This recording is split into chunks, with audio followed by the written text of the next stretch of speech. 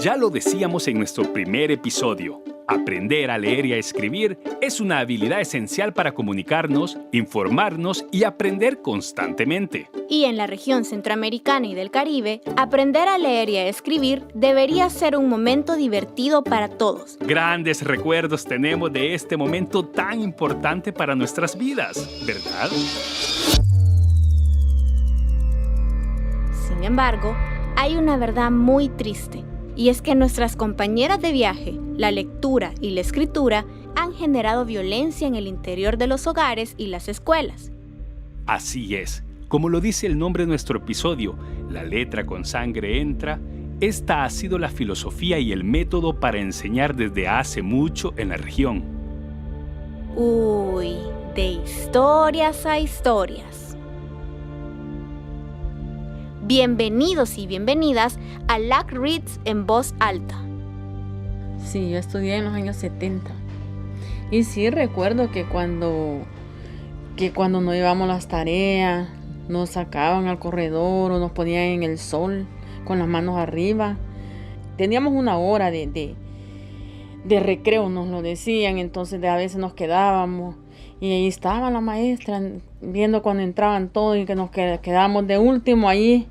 Ajá, iba el reglazo. Desde segundo grado ya uno le van diciendo con lo de las tablas de multiplicar, que es de 1 por 1, 2 por 2. Me recuerdo bien que los cuadernos antes venían con esas benditas tablas de multiplicar.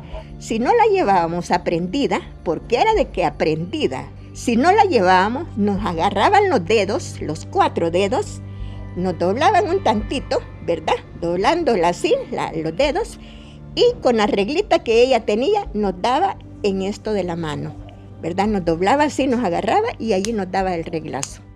Recuerdo haber encontrado a un niño en el sol a plenas 12, con el bolsón, con las manos hacia arriba,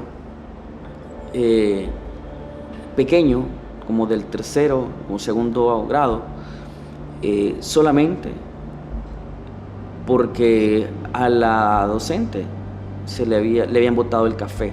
Me le acerqué al niño y el niño lloraba, porque además de eso, si lo bajaba, le aumentaban el castigo en minutos. El bolsón era de él, el bolsón pesaba. A corta edad, los niños llevan 5 cuadernos, 4 libros. Definitivamente el niño no estaba siendo atendido. Me recuerdo que estaba en segundo grado, mi maestra se llamaba Esther y pues todas la tenían por una linda persona, entonces todos nos confiamos que era una linda persona, era una maestra linda, y recuerdo perfectamente bien que me tocaba que hacer una exposición, pero en ese tiempo no era algo como lo que hacemos ahora, entonces yo no sabía ni siquiera qué iba a decir, además era súper tímida. Y me recuerdo que esa vez se enojó, me paré del pupitre cuando era mi turno, llegué al escritorio, empecé súper nerviosa, dije que quería ir a orinar, no me dejó y yo literalmente sí me iba a orinar ahí. Y luego empezó a hablar y a decir de que teníamos que hacerlo y recuerdo que se cansó de verme parada y simplemente agarró la regla, me dio el reglazo y después todavía me llevó a la dirección.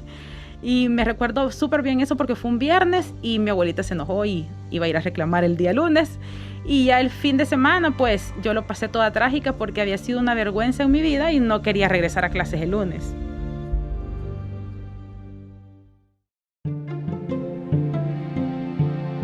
Con risas o tristeza, muchos nos hemos identificado al escuchar este tipo de anécdotas, porque nos ha tocado vivirlas o conocemos a alguien muy cercano que las ha vivido. Y es que, en la región, la violencia física, verbal y psicológica frecuentemente es percibida como una aliada de la buena crianza y la educación de los más pequeños en el hogar. Es casi que un sinónimo de disciplina. La chancleta, el cincho, la regla y otros objetos que estén en el camino se convierten en elementos que forman parte de una fase por la que muchos de nosotros pasamos cuando éramos niños y niñas. ¿Por qué? Pues porque el castigo físico ha estado históricamente arraigado en nuestras sociedades para ser la estrategia de control y disciplina más usada. El uso de la violencia para disciplinar ayuda a mantener relaciones de poder desiguales en las que niños y niñas deben temer a la desobediencia y no pensar por sí mismos. Con el uso de la violencia no se prepara a los niños y niñas para participar, analizar y asumir las responsabilidades de portarse bien o mal. Se les prepara solo para obedecer. Estoy seguro de que más de alguno que me escucha recordará el día que nuestros padres autorizaban al maestro a usar la violencia contra nosotros, con la frase, si se porta mal, me le pega. ¿En qué momento de nuestra historia a alguien se le ocurrió decir que las nalgadas están relacionadas con mejorar el aprendizaje de habilidades para leer y escribir? Pues no lo sabemos, pero sí que estaban equivocados, así como nos lo narra Darío Salmerón, psicólogo educativo. Antes había ese traspaso de poder, de mando. Mire, yo no lo puedo corregir en la casa, yo autorizo a usted, docente, por favor castíguelo si se porta mal. Ese traspaso de poder es inviable, es decir, nunca debería de haber pasado, sobre todo porque el docente se atribuía un poder que no le corresponde. El poder del docente lo tiene en su función como docente, del aprendizaje, de enseñarle al niño o a la niña.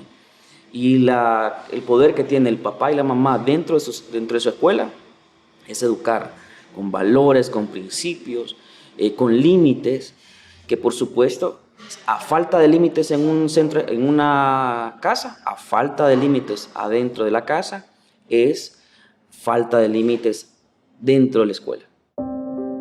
Como lo hemos escuchado, este tema no es algo nuevo. El castigo físico y la humillación han sido vistos como una forma para disciplinar o corregir a los niños y niñas, tanto en casa como en la escuela. Aunque hoy en día es un delito porque se vulneran los derechos de los niños y las niñas, hay personas que aún piensan que la violencia sigue siendo una forma rápida y efectiva para lograr que los niños y niñas obedezcan, controlen su rebeldía, modelen su conducta y respeten. Se espera que las niñas y niños toleren la violencia y sean obedientes, dóciles y sumisos. Y si reclaman, les va peor. ¿Los castigos físicos y reprensiones verbales a niños y niñas mejoran el desempeño académico? Lo que voy a decir parece una obviedad, pero no. No mejoran, pero no mejoran absolutamente nada. Y me voy a basar en la evidencia más reciente para eso. Te lo pongo así, nuestro cerebro aprende en la medida que se transforma. Y nuestro cerebro se transforma en la medida que tenemos experiencias. Esas experiencias pueden ser positivas, sanas, pero también pueden ser experiencias negativas. En ambos casos, el cerebro va a aprender. Entonces el cerebro no puede no aprender. Pero ¿qué va a suceder? Que en el primer caso, el cerebro va a crear, digamos, rutas o aprendizajes, veámoslo así, que van a favorecer a la persona, o sea, van a crear buenas rutinas. ¿Por qué? Porque pueden, por ejemplo, asociar algo que hablábamos, ¿verdad? En algún momento, pueden, por ejemplo, asociar el placer, el juego, la motivación con la lectura. Va a tener una relación con la lectura que va a ser amena y le va a propiciar ese placer por la lectura. Pero si yo tengo una relación negativa, yo construyo, o sea, repito tanto situaciones de violencia, relaciones interpersonales que no son sanas, que no son equilibradas, que generan malestar, que generan estrés, ¿verdad? Primero, que repercute en la calidad inmediata del aprendizaje, es privarle a la persona de verdaderamente asociar la lectura con el placer, con el goce, con las ganas de verdaderamente quererlo hacerlo. ¿Por qué? Porque ya existe, digamos, una relación en su cerebro, un aprendizaje en su cerebro a partir de una rutina que se hizo constante a partir de gritos, a partir de amenazas, a partir de a veces incluso de desprecios como voltearte la cara, ¿no? Ya se creó una rutina, ya se creó algo que para la persona parece normal. que es asociar la lectura con algo negativo, pero es que no hay absolutamente nada de positivo en tratar de que la letra entre con sangre. O sea, no hay nada de positivo en eso. Y no lo digo yo, lo dice la evidencia. O sea, no es un discurso, digamos, quemado, trillado que puedas encontrar. Es decir, es que hay datos sobre eso. Y esos datos tienen que ponerse, digamos, a disposición de la gente para que comprendan lo nocivo que es ese tipo de actitudes. Rafael Mesa, investigador de Red Ley, nos lo deja muy claro. También lo apoya Alejandra Vigil, psicóloga, educadora e investigadora nicaragüense. Existe esa creencia falsa de que el castigo físico va a enseñar disciplina o va a tener una relación con un mejor desempeño académico, ¿no? Entonces, algo que se repite mucho y que la gran evidencia que se da es: así me educaron a mí y mira dónde estoy y mira cómo soy. Y la verdad es que eso está lejos de ser conocimiento científico, es nada más anecdótico. Y cómo podés comparar que te pegaron en la escuela y que ahora está ahí si no tenés cómo comparar dónde estarías si no hubieras sufrido violencia en la escuela, ¿no? Entonces hacemos esa correlación como que si el que te gritaran en la escuela, te humillaran o te golpearan, te llevó a ese punto, cuando más bien lo que dice la evidencia científica es que si llegaste a este punto en tu vida fue a pesar de esa violencia, no por esa violencia, ¿no? Entonces es detenerse a imaginar dónde estarían si no hubieran sufrido esa violencia.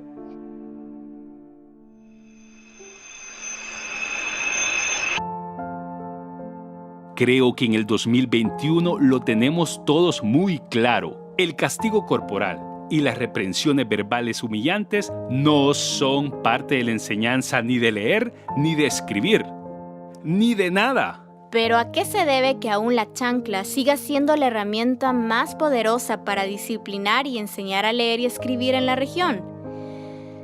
Pues la cultura y las costumbres han dejado su huella, impactando directamente en el uso de la violencia y el castigo dentro de los hogares. El "así lo hizo mi mamá" o "así lo hizo mi abuelo" es parte de naturalizar la violencia dentro de nuestras casas.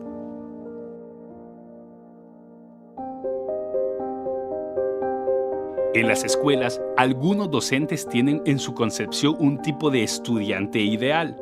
Cuando un estudiante se sale de ese molde y los docentes no cuentan con herramientas para educar, las aulas están saturadas y hay demasiado trabajo, es ahí donde aparece el uso de la violencia. Como decimos por aquí, tanto va el agua al cántaro que se quiebra. Y es aquí donde inician esas dinámicas peligrosas que fomentan la violencia y que se escudan en ideas populares que se han arraigado con el tiempo. Por ejemplo, ¿quién no ha escuchado al menos una de estas frases? Un buen grito funciona a corto plazo. El impacto de castigar físicamente no es tan malo a largo plazo. El castigo corporal es útil como último recurso. El castigo corporal es parte de nuestra cultura. Y la más famosa, a mí me pegaban y estoy bien.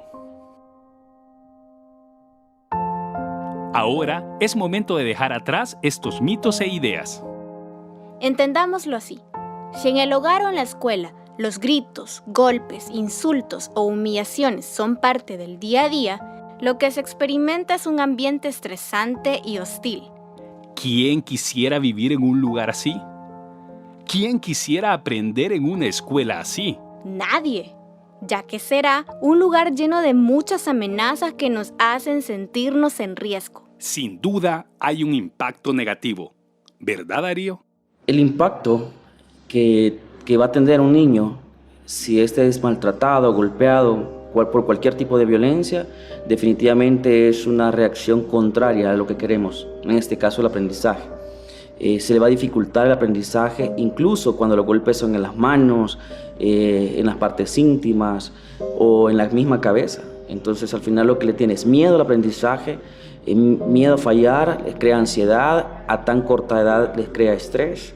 Y cuando digo la afectación o el impacto que va a generar cualquier tipo de violencia, ya sea física, psicológica, verbal, hacia un niño, específicamente, va a determinar un poco la afectación o el impacto. ¿Qué quiero decir con esto? Que no solamente impacta al aprendizaje, sino más bien a la persona. Una persona con baja autoestima no se la cree, no se va a creer que realmente es bueno para el aprendizaje. No es incluso sano para el niño cuando un docente golpea, lo maltrata en público, lo dice que psicológicamente que es bajo, ocupa algunas otras palabras, y en efecto lo tildan de que es el menos aplicado, sin dejar a un lado el contexto en el que el niño vive. Es decir, uno debe de, como docente, el docente debería de conocer primero también el contexto donde vive para poder comprender la forma del aprendizaje que debe de enseñar. ¿Qué pasa en el cerebro de los niños y niñas cuando se enfrentan a la violencia? Escuchemos a Alejandra Vigil. A nivel neuronal y cerebral, lo que pasa cuando los niños y niñas se enfrentan a la violencia es que cuesta la integración entre el hemisferio izquierdo y derecho, y además se agudizan, digamos, la actividad en la parte más primitiva del cerebro, que es la que responde al estrés y la ansiedad. Entonces los niños y niñas aprenden a vivir en estados estresantes y estar hipervigilantes a situaciones de violencia. Entonces, toda la energía, digamos, la carga cognitiva se va a mantenerte a salvo, a ver cómo evitas que te humillen o que te peguen, y no está disponible para explorar el entorno, hacer preguntas, ser creativo, imaginar cosas distintas. Entonces, son consecuencias gravísimas. De hecho, se puede notar a nivel cerebral el efecto del trauma, pues el desarrollo cognitivo es mucho más lento. No significa que es una sentencia, ¿no?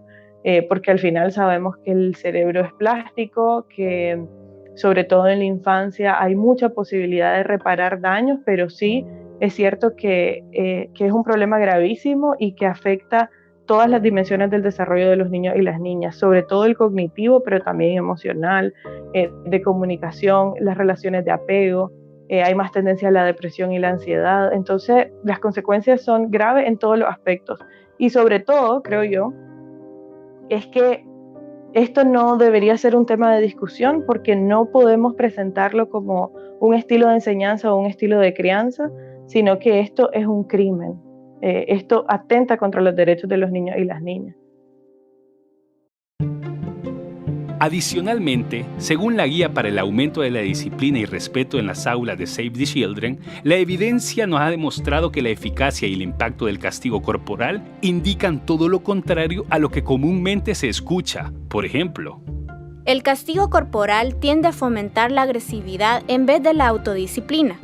En muchos niños y niñas, sobre todo entre niños, el castigo corporal genera sentimientos de venganza y agresividad y aumenta el vandalismo. Por otra parte, el castigo corporal transmite el mensaje equivocado, incluso a corto plazo, pues los niños y las niñas aprenden que si a uno no le parece la manera como alguien actúa y se llega a sentir frustrado con esa persona, una respuesta eficaz es usar alguna forma de fuerza física. Asimismo, el castigo corporal oculta la mayoría de las veces la raíz del problema, pues la mayor parte de los problemas de conducta de los niños y las niñas se derivan de los problemas que enfrentan en el hogar o en la escuela. Además, pensemos por un momento, si el castigo corporal sirviera para disuadir a los niños difíciles, con el tiempo desistirían de portarse mal. Sin embargo, las investigaciones muestran que en aquellas escuelas donde se utiliza el castigo corporal, se castiga a los mismos estudiantes por las mismas infracciones una y otra vez. El profesor Alfredo Nuila, desde El Salvador, nos aclara un punto muy importante. Aquí hay un falso concepto. Y el falso concepto es que a la escuela tienen que ir a estudiar solo las personas buenas. Solo ellos tienen derecho a la educación. Y al tener educación, al tener derecho a la educación, solo los jóvenes buenos entre comillas, ¿verdad? Porque no hay nadie bueno. Todos tenemos defectos y errores y cuestiones que podemos señalar. Entonces se margina al sector que tiene dificultades y problemas que no son de ellos. Finalmente, se ha comprobado que las clases dirigidas por docentes comprometidos con la aplicación de métodos no violentos y centrados en la niñez para mantener disciplina en el aula son las que con el tiempo llegan a tener la menor cantidad de problemas de conducta. Y aún así, miles de niños y niñas en nuestra región son agredidos a diario. Pero ya nadie lo ve, porque nos hemos acostumbrado a este tipo de dinámicas e ignoramos cómo esto puede estar influyendo. ¿Qué reto tienen nuestros niños para aprender a leer y escribir cuando están rodeados de castigos y violencia? Con razón, estudios internacionales indican que el castigo corporal está vinculado al ausentismo y al abandono escolar. ¿Quieren entenderlo mejor? Escuchemos qué sucede en esta aula.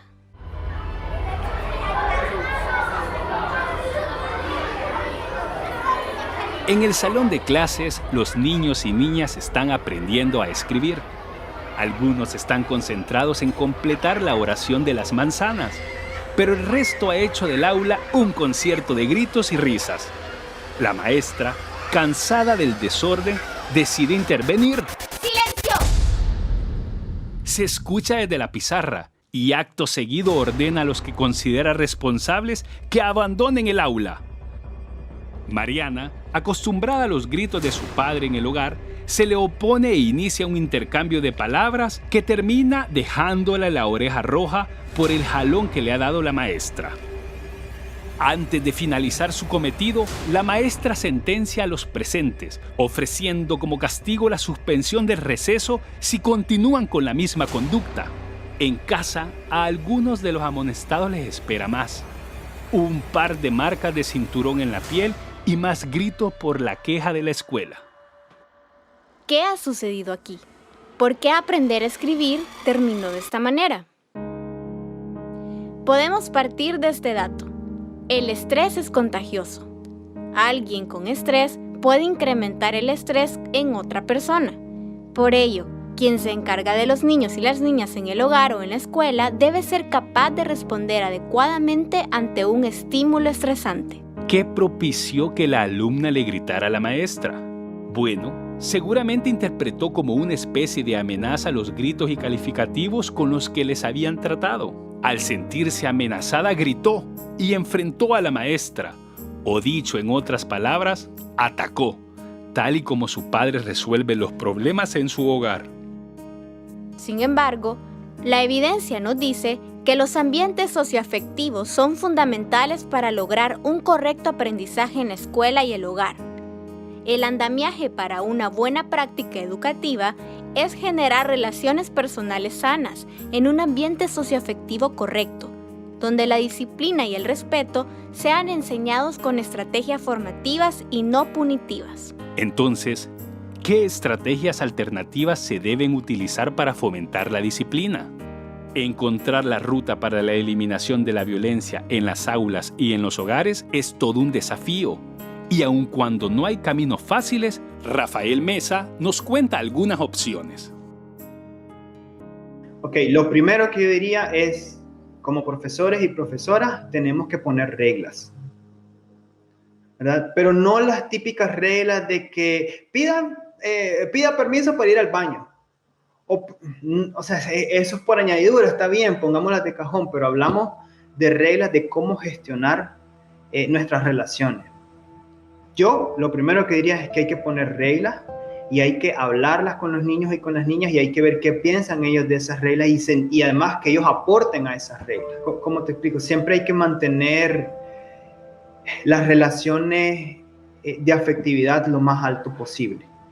¿Qué significa eso? Significa evitar utilizar violencia que existe, que sabemos que existe, pero que la estamos utilizando todo el tiempo. Por ejemplo, alzar la voz, gritar, amenazar. A veces algo tan sencillo como, por ejemplo, venir y decirle a un niño o a una niña, si vos no me haces la tarea, yo le voy a decir a tu mamá y a tu papá.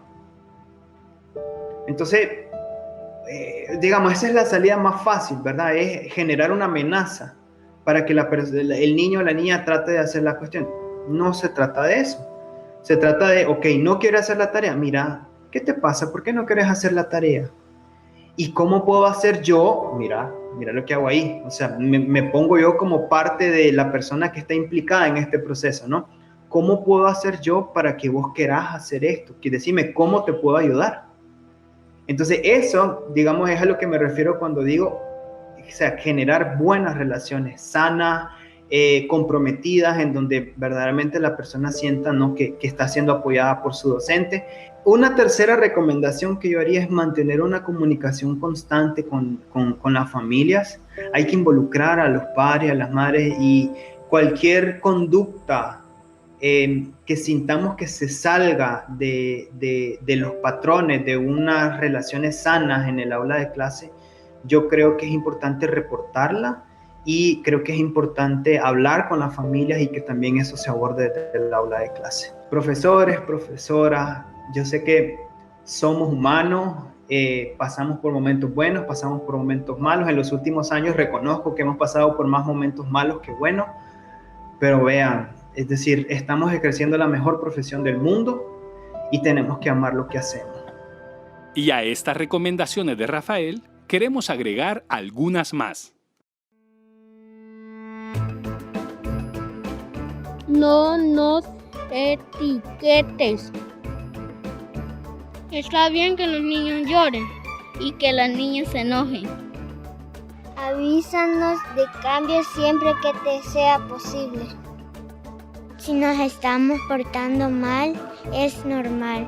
Somos niños. Habla con mi familia para conocer mi realidad.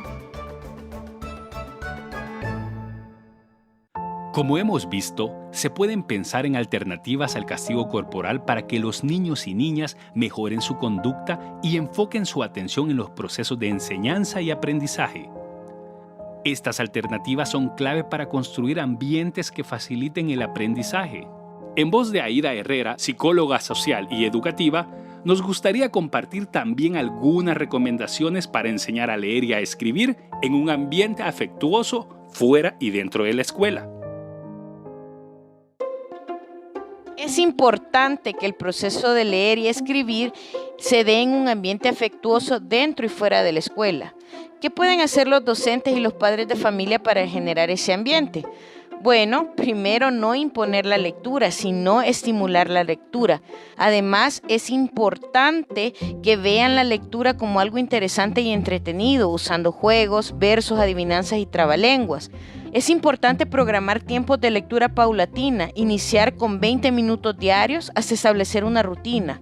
Ojo, no siempre tenemos que usar libros. Hay leyendas, noticias, sucesos del mundo, cómics, sus juegos favoritos, entre otros. Que aunque sean lecturas cortas, siempre hay un aprendizaje, hay un significado que asimilamos. Siempre vamos a recordar aquello que ha sido significativo. Algo que también es muy importante es que hay que leer, pero en familia. Esto va a ser siempre una actividad para compartir y disfrutar. Luego de escucharnos, te preguntamos, ¿crees que es verdad que la letra con sangre entra? Definitivamente la respuesta es no. Pero sabemos que seguiremos arrastrando por años las consecuencias de viejas prácticas que se convirtieron en costumbre y llegaron hasta el aula, convirtiéndose muchas veces en pedagogía para enseñar a leer y escribir.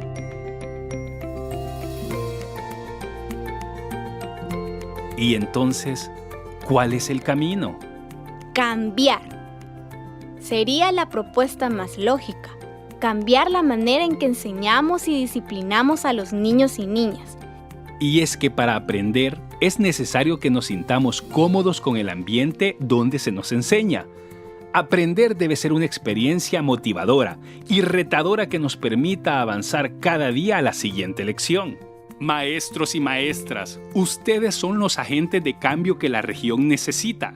Llenemos las aulas de una pedagogía del afecto. Generemos empatía con nuestros estudiantes y aprendamos a manejar nuestras emociones para que más niños y niñas sigan aprendiendo a leer y a escribir. Motivemos la transformación desde las prácticas en el aula. Actualicemos el currículo para que desde muy chico los niños y las niñas desarrollen habilidades para la vida. Leer y escribir va de la mano con la inteligencia emocional, la participación ciudadana y la toma de decisiones. Familias, el hogar es el epicentro de los cambios que la región necesita. La violencia no se justifica con nada. Debemos de cambiar esas costumbres que generan dolor y tristeza dentro de nuestra casa. En otras palabras, que los niños y niñas aprendan por el deseo de hacerlo y no por el miedo de ser castigados o corregidos si se equivocan. Y bien, este recorrido nos ha traído hasta acá. A tener presente que, para aprender a leer y a escribir, son importantes las emociones. No hay que dejarlas de lado. Desarrollar las emociones permitirá el aprendizaje en un ambiente seguro y agradable, donde el interés, la inspiración y la motivación estarán presentes. Manejemos el estrés, superemos la violencia y así encontraremos el camino para seguir avanzando. Y recordemos de ahora en adelante que la regla solo sirve para trazar líneas rectas. ¡Hasta la próxima!